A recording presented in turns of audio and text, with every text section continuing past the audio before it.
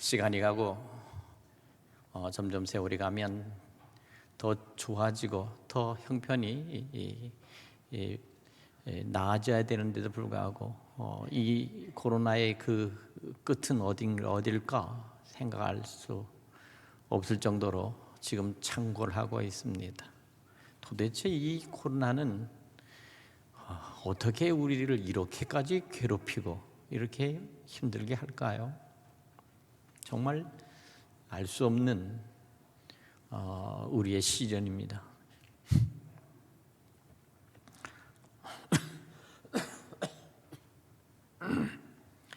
요새는 누구 앞에서 기침도 마음대로 못하겠고, 정말 그렇습니다. 참으로 어려운 때입니다.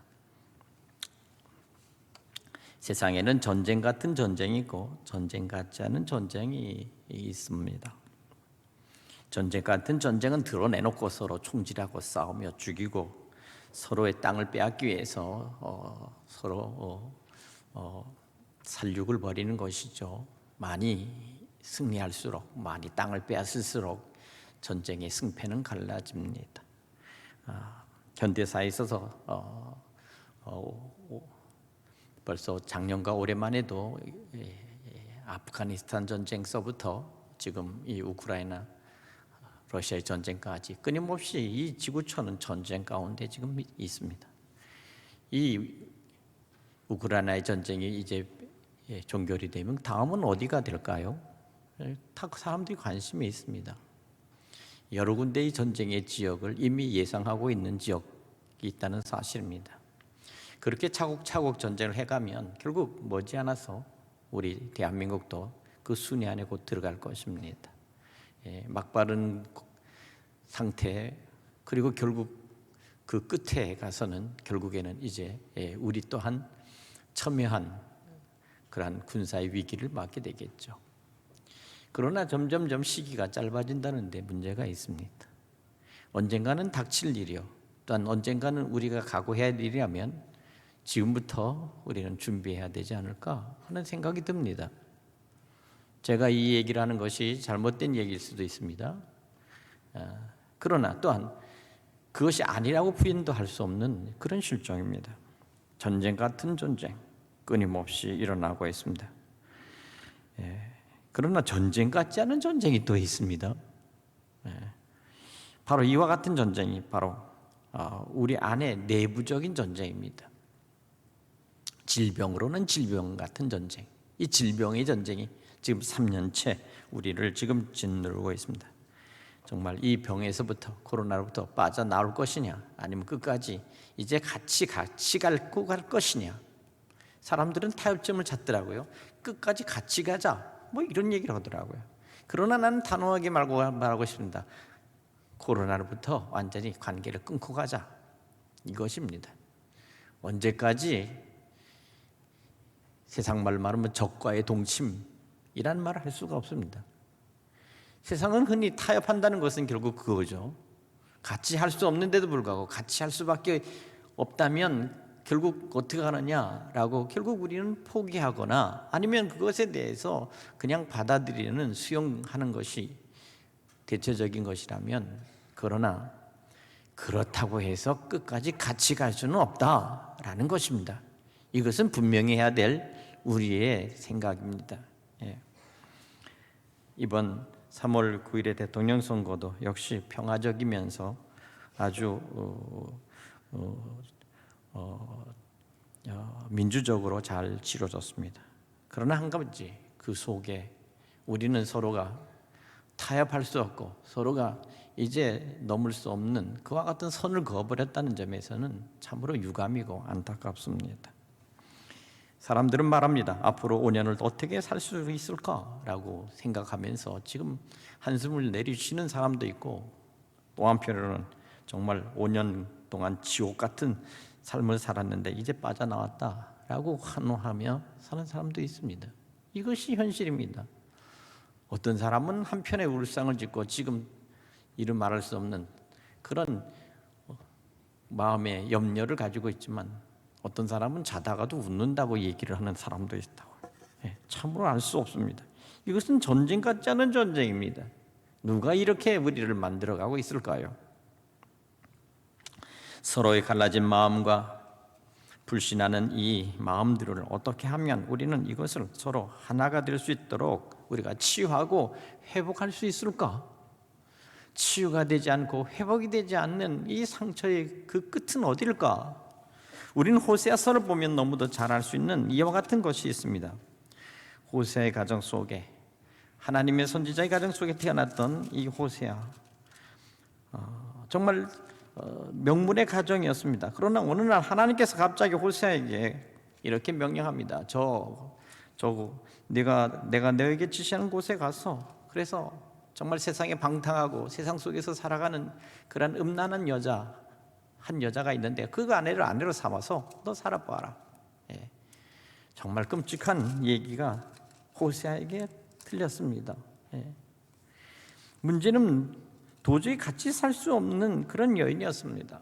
세상을 좋아했고 또한 세상 속에서 정욕대로 그렇게 살던 여자였습니다. 그럼에도 불구하고 하나님은 이 고멜이라는 여자를 데리고 살라고 말씀합니다.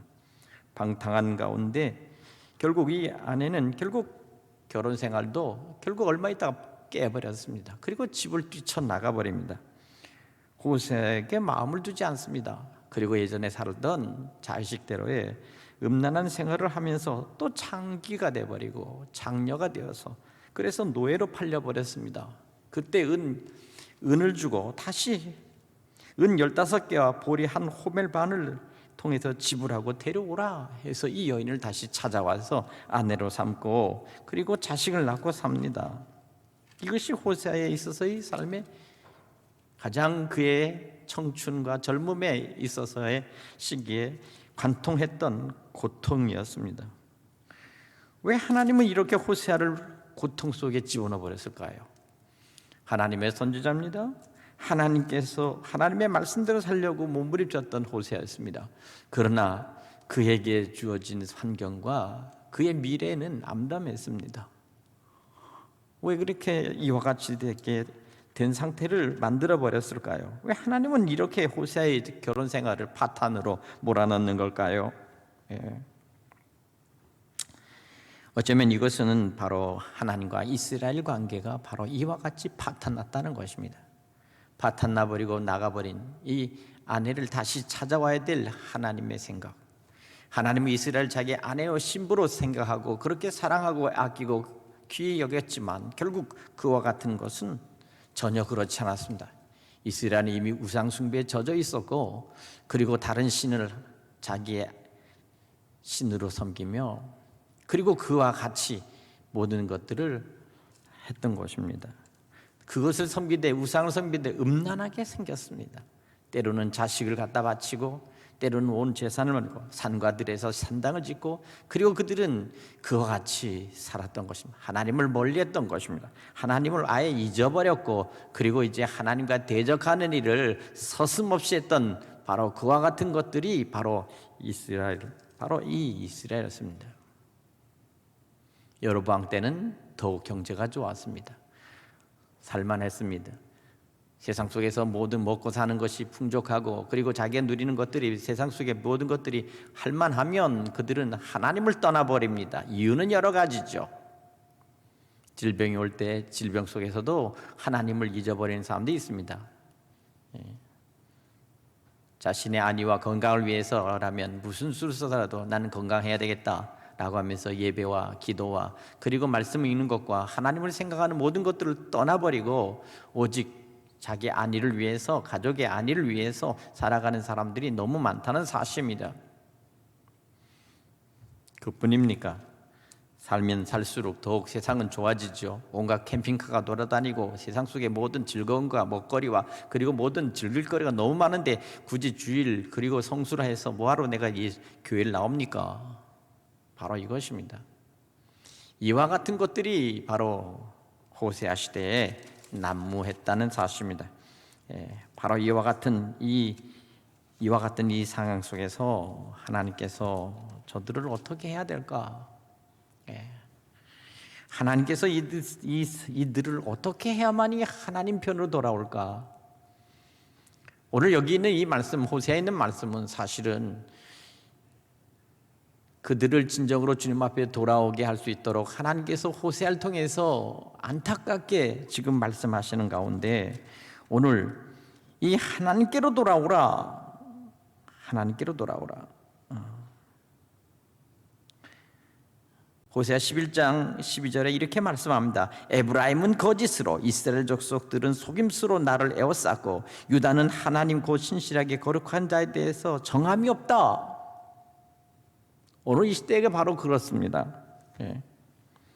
에브라임은 거짓으로, 하나님의 백성이었던 에브라임과 므낫세, 바로 그들은 요셉의 족속, 요셉의 후손들의 족속들입니다. 11지파와 12지파, 그들은 하나님께 가장 사랑받은 지파였습니다. 하나님께서 요셉을 사랑하셨고, 그 요셉을 통하여 그 두 지파를 사랑해서 했지만, 정작 이 에브라임, 이 요셉의 지파가 북이스라엘을 장악하고, 그리고 사마리아를 성으로 삼고 그들의 수도로 삼고, 정작 그들은 하나님을 떠나버렸던 이와 같은 시대, 그들은 오히려 그들이 하나님을 떠나버린 상태에서 그들을 지배하며 그들을 위협하는 아수르에게 온갖 곡물과 그리고 모든 것들을 비유를 맞추며, 그리고 정정긍긍하면서도 어떻게 하면 잘 살아볼까 했습니다. 남쪽의 남유다는 애굽을 자기의 동맹으로 삼고, 그리고 그들과 무역하면서 그들은 행복하게 그리고 번영을 이루며 살겠다라고 그렇게 하던 시대가 바로 주전 700년, 730년경의 문제입니다. 어떻게 보면 이스라엘과 그리고 남유다는 미래 왕국을 꿈꾸고, 그리고 그들이 점점 삶이 괜찮다, 살만하다라고 하는 이 시대 속에서 오늘 당시에 점차적으로 떠오르는 바로 이 바벨론이라는 거대한 세력들에 대해서는 무시하거나 아니면 관심조차 두지 않았습니다. 그러나 하나님께서는 에레미야를 통해서, 이사야를 통해서 분명히 예고합니다. 너희들은 반드시 망할 것이다. 하나님을 떠나버린 너희들은 반드시 망할 것이요, 반드시 하나님의 심판과 저주가 너에게 임하리니. 결국 그렇게 아수르를 그렇게 따르고, 그리고 그렇게 같이 애걸하고, 그리고 같이 하려고 했던 아수르에게 결국 에브라임을 중심으로 한 이 북이스라엘은 결국 멸망당했습니다. 잘하면 잘할수록, 애를 쓰면 애를 쓸수록, 모든 것들을 다 바치면 바칠수록 결국 약점이 드러나서 한순간에 아수르에서 북이스라엘 에브라임을 지파를 중심으로 한 11지파는, 그냥 10지파는 한 번에 다 멸망당해, 사마리아가 한 번에 멸망당해 버렸습니다. 상킴을 당한 것이죠. 바로 그것입니다. 북쪽의 이스라엘은 그렇게 해서 날아가 버렸습니다. 그러나 하나님께서는 에레미야를 통해서 어떻게 합니까? 하나님께 돌아오라, 여호와께 돌아오라, 여호와께 돌아오라. 남쪽의 이사야, 그리고 또한 에레미야를 통해서 마찬가지입니다. 너희들은 애굽에 대하여 그렇게 하나님처럼 그렇게 섬기지 말고, 너희는 장차 바빌론과 손을 잡고 바벨론에 항복하라. 그러나 그들은 그것들을 거절했습니다. 결과적으로 어떻게 했습니까? 결국에는 바벨론에 의해서 결국 애굽이 하루아침에 멸망당하고, 그리고 나중에 이제 완전히 남유다는 완전히 고립된 상태로 빠졌던 것입니다. 그리고 나서 결국 어떻게 합니까? 3번에 걸쳐서 전 유다에 있는 모든 시민들과 백성들이 포로로 끌려가 버렸습니다. 바벨론에 가서 끌려갔습니다. 바벨론의 노예가 된 것이죠. 그리고 그들은 그 바벨론 강가에서 그들은 그들의 악기를 걸어놓고, 그리고 하나님 앞에서 찬양을 하고 하나님 앞에서 기도합니다. 이것이 바로 노예들의 찬양입니다. 노예들의 찬양. 얼마나 기가 막힌 일입니까?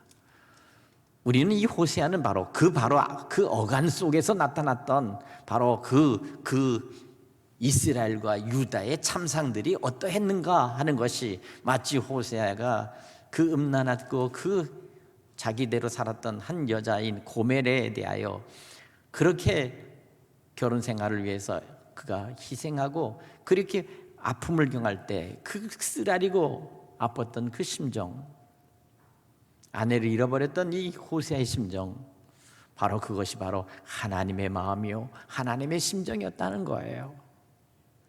그렇게 오늘 본문을 통해서도 호세아의 마지막에 하나님께서 이스라엘에게 말씀하시는 그와 같은 말씀을 통해서 오늘 우리에게 하시는 말씀입니다. 호세아 14장 1절부터 3절을 다시 보면 이렇게 말합니다. 이스라엘아, 내 하나님 여호와께로 돌아오라. 너희가 불의함으로 말미암아 엎드러졌느니라. 엎드러졌다라는 말은 두 가지의 의미가 있습니다. 다시 말하면 하나님으로부터 망했다라는 말도 있고, 엎드려졌다는 말은 완전히 거기에 푹 빠져버렸다라는 것입니다. 유혹과 정욕에 의해서 세상에 있는 남편을 따라가던 고멜은 바로 그 남자에게 엎드려져 버렸습니다. 그러나 이것은 하나님으로부터 떠나버린 이스라엘이 결국 어떻게 합니까? 하나님으로부터 떠나버렸던 그 상태와도 같다라고 말합니다. 그러나 오늘 14장 2절에 말합니다. 너는 말씀을 가지고 여호와께 돌아와 아뢰기를 모든 불의를 제거하시고 선한 바를 받으소서. 우리의 수송아지를 대신하 입술의 열매를 주께 드리이다. 여기 비로소 뭔가 너는 말씀을 가지고 여호와께 돌아오라. 말씀을 가지고, 말씀을 기억하면서 하나님께서 너를 얼마나 사랑하고 너를 얼마나 애타게 찾았으며 너를 다시 원래 자리로 다시 돌리기 위해서 몸부림쳤던 그 호세아처럼, 너 고멜된 이스라엘 그리고 유다여, 너는 내게 돌아와야 되지 않겠느냐. 오늘의 우리의 실정이 바로 그와 같은 것 같아요. 이 나라, 이 민족이 과연 무엇을 향해 가고 있으며 우리의 신앙의 참된 자리와 우리가 참된 하나님을 바라보는 그 믿음은 어떤 믿음인가에 대하여 우리는 감히 우리 스스로에 대해서 묻고 싶습니다. 진정으로 하나님께서 너는 여호와께 돌아오라 하신 그 말씀대로 우리가 진정으로 주 앞에 돌아가고 주님 앞에 무릎을 꿇고 주님 앞에서 참된 회개를 하며 하나님만을 나의 온 주인으로 삼고 주님에 의지하여 주의 말씀 복음을 증거하며 그 말씀을 붙들고 살고 있는가? 아니면 여전히 세상 속에서 물신적인 것과 함께 살만하다, 먹을만하다, 쉴만하다, 주일이면 토요일이면 금요일이면 불금의 날을 기억하자 하면서 사람들은 도시에서부터 자기들이 원하는 산으로 들로 나아가서 캠핑카를 끌고 거기서 먹고 마시며 즐기며 살아가는 이 세대를 바라보면서 우리는 어디까지 왔는가? 우리의 자리, 우리의 믿음, 우리의 신앙, 그리고 우리가 정말 주님 앞에 경건하게 하나님 앞에 나와서 하는 이 호세아의 마음으로 우리는 주님 앞에 돌아왔는가? 너는 말씀을 가지고 여호와께 돌아와 아뢰기를 모든 불의를 제거하시고 선한 바를 받으소서. 우리가 수송아지를 대신하여 입술의 열매를 주께 드리이다. 사실 입으로만 립서비스 한다는 거예요. 입술의 열매로 찬양을 받으소서. 하나님 앞에 드릴 때 온전한 제사인 정말 수송아지,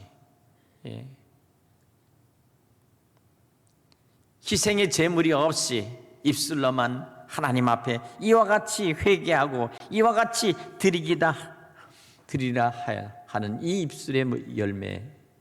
그러나 입술의 열매라도 있으면 얼마나 좋겠습니까? 우리가 고백한 대로 살고 우리가 주 앞에 말씀을 드린 대로 산다면 이것 또한 주께서 기뻐 받으시며 진정은 너의 입술의 열매가 있다라고 하지만, 그러나 입술의 그 열매가 그것이 거짓이라면 하나님께서 가장 가슴 아파하지 않겠어요?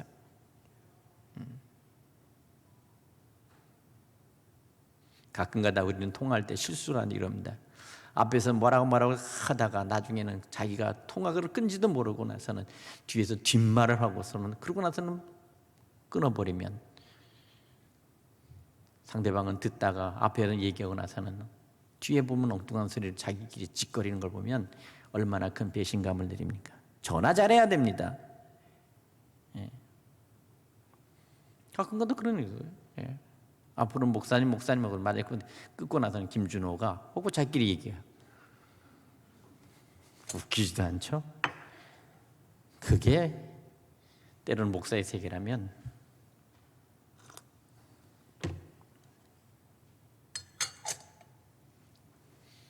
인격적이면서 비인격적인 그러한 양면성을 드러내는 이와 같은 것들이 오늘의 이 시대 속에서 성직자 세계에서도 만연하다는 것은 참으로 안타까운 일입니다. 어쨌든 제가 얘기하는 것은 바로 그것입니다. 진심은 진심대로, 진정성은 진정성대로 있는 것이 가장 좋은 것이요.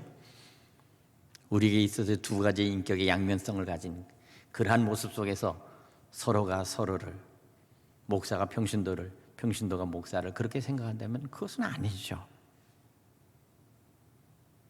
그러나 이것이 이 시대 속에 나타난 이와 같은 단면이란 것입니다. 이것이 하나님 앞에서 결국 호세아 시대에 드러났던 바로 이스라엘 백성들의 모습이요.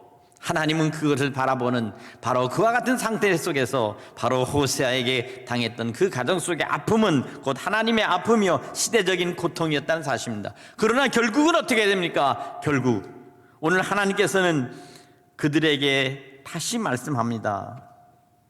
오늘 3절에 우리가 앗수르의 구원을 의지하지 아니하고 말을 타지 아니하며 다시는 우리 손으로 만든 것을 향하여 너희는 우리의 신이라 하지 아니하려니니 이는 고아가 주로 말미암아 긍휼을 얻음이나 할지니라.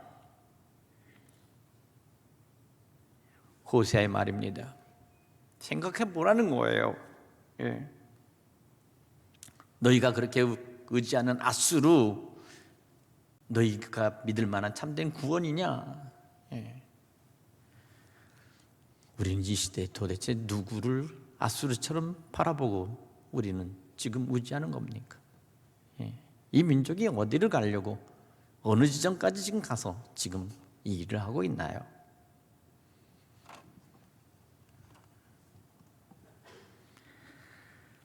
말을 타지 아니하며, 당시의 말은 바로 군대에 있어서의 큰 무기였습니다. 기마병, 말이 없었던, 그리고 말수가 부족했던 이스라엘은 언제나 아수르의 기마병들이 쳐들어올 때 그들을 보면서 부러워했습니다. 우리도 말이 많고 저렇게 모든 것들을 말 타고 신속하게 움직인다면 얼마나 좋을까. 이스라엘은 보병이었습니다. 그냥 걸어가는 겁니다. 보병과의 기마병과의 싸움은 상대가 안 되죠. 아무리 보병이 있어도 그 중심으로 기마병이 뚫고 지나가 버리면 두 패로 갈라진 보병들은 결국 기마병에 결국 포위돼서 전멸하고 말아버립니다. 예. 이것이 바로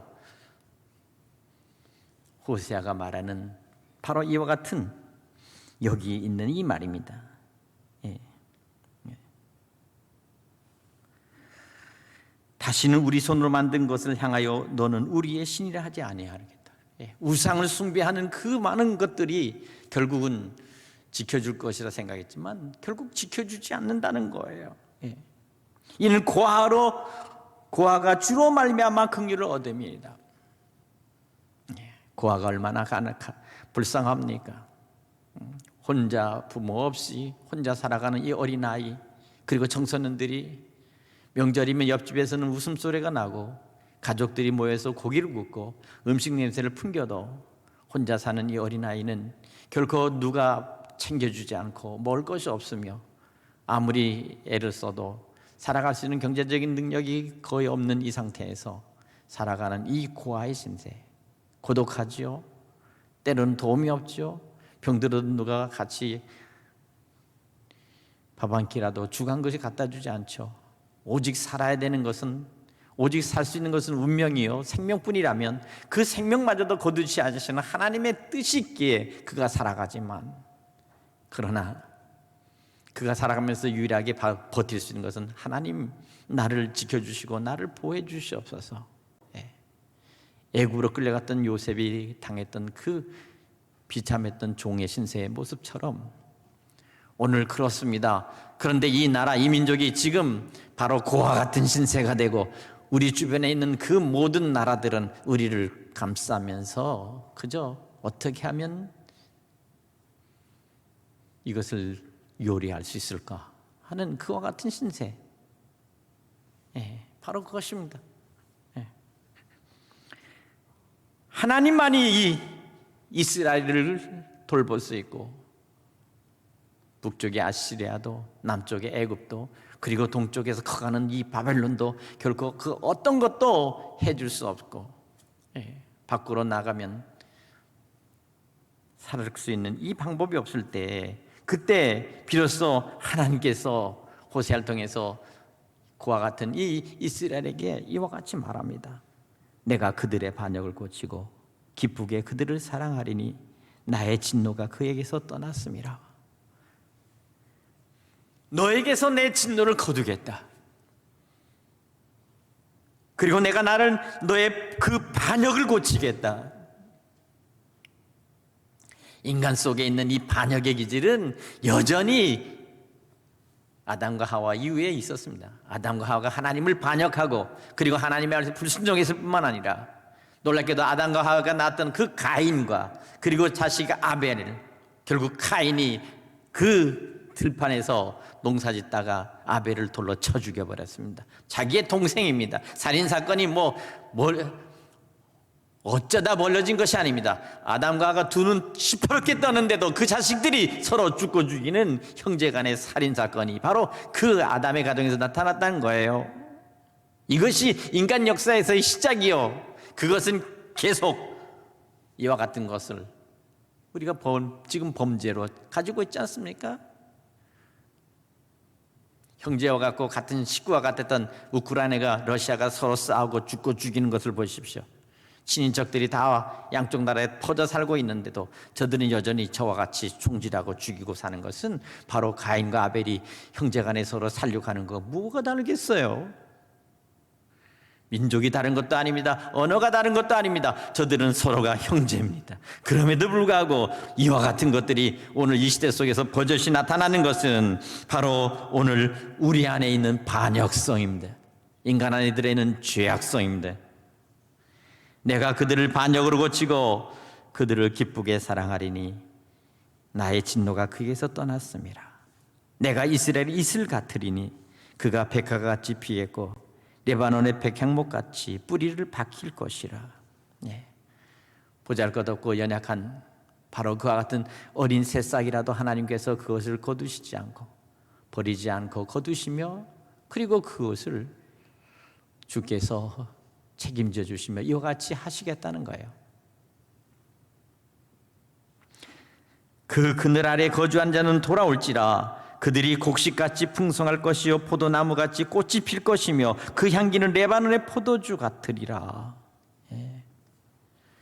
오늘 저는 이 나라의 민족이 서로가 서로의 갈라진 이 틈새를 무엇으로 막개며 서로의 생각이 다름을 어떻게 서로가 같이 같은 생각으로 돌이킬 수 있을까라고 하는 것을 생각해 보면, 하나님만이, 여호와께로 돌아오는 자만이 우리가 비로소 그리스도의 사랑 안에서 진정으로 희생과 서로의 하나됨을 가질 수 있다고 믿습니다.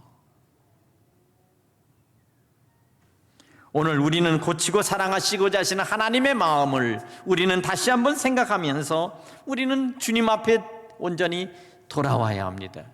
주의 말씀으로, 예수의 사랑으로, 때로는 오른뺨을 때리면 왼뺨을 돌려대고, 오리를 가자 하면 십리를 가고, 겉옷을 원한다면 너 속옷까지 벗어줄 수 있는 마음을 너희가 가지며 진정으로 네 원수를 사랑할 수 있어. 바로 그때 비로소 서로 하나가 될 수 있다. 오늘 우리에게 주어진 주의 말씀입니다. 예수의 말씀이십니다. 오늘 우리는 어떻게 하면 될까요? 어정쩡한 크리스찬이 돼야 되는지, 아니면 주의 말씀에 완전히 붙잡혀서 그 말씀을 가지고 주님 앞에 나아가 그 말씀대로 살기를 결단하는 그런 모습으로 우리가 바뀌든지, 우리는 분명히 어떻게 해야 되든지 우리는 해야 되겠는데, 도대체 우리는 어떻게 해야만이 이 말씀의 본질로, 이 복음의 본질로, 주님의 생명의 본질로 우리가 돌아갈 수 있을까? 우리는 날마다 하나님을 기도해야 합니다.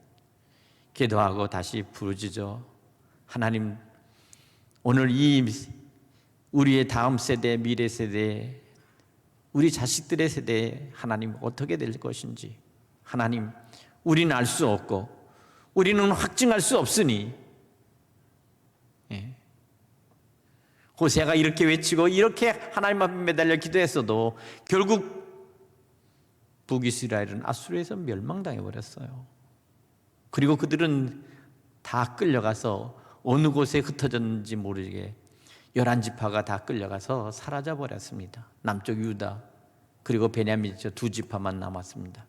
그들마저 결국 70년 후에 결국에는 바벨론에 끌려가서 70년을 종을 살고 그리고 노예로 살다가 그 바벨론 강가에서 그들이 노래하며 악기를 걸어놓고 그리고 그들이 하나님 앞에 찬양할 때 눈물로 찬양할 때 그들이 말합니다. 너희가 부르던 너희 때 노래 그 노래들을 한번 불러보라 했을 때 그들이 노예들이 합창을 합니다. 노예들의 합창 바로 그것입니다. 오늘 우리는 이 말씀을 통해서 다시 한번 이 시대를 바라봅니다. 사랑하는 성도 여러분, 그러나 한 가지 분명한 것은요, 이 말씀 속에서 결국 언젠가는 이 말씀이 그대로 이루어지도록 하나님께서 축복하시고 저들을 모으시며 그리고 그들에게 이와 같은 축복을 반드시 하시기라고 하신 이 말씀이 응하고 있다는 사실이에요. 그렇게 우리에게 희망이 있는 것이죠. 그렇게 이 말씀은 확실한 것이죠.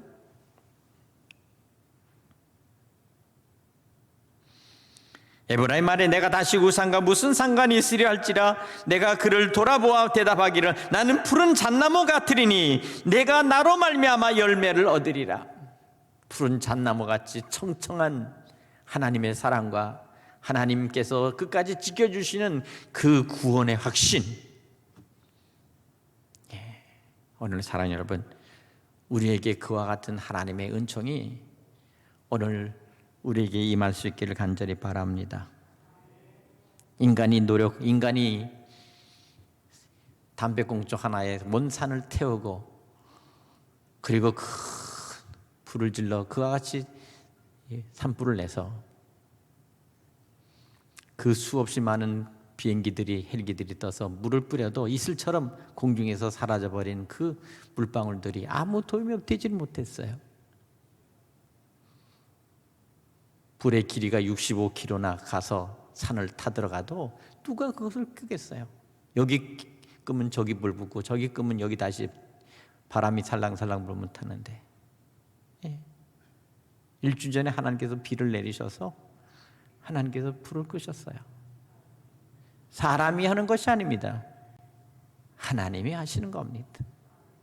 하나님이 생명의 단비를, 생수의 단비를 내리셔야 모든 환경과 모든 일들이, 모든 것들이 바뀌는 겁니다.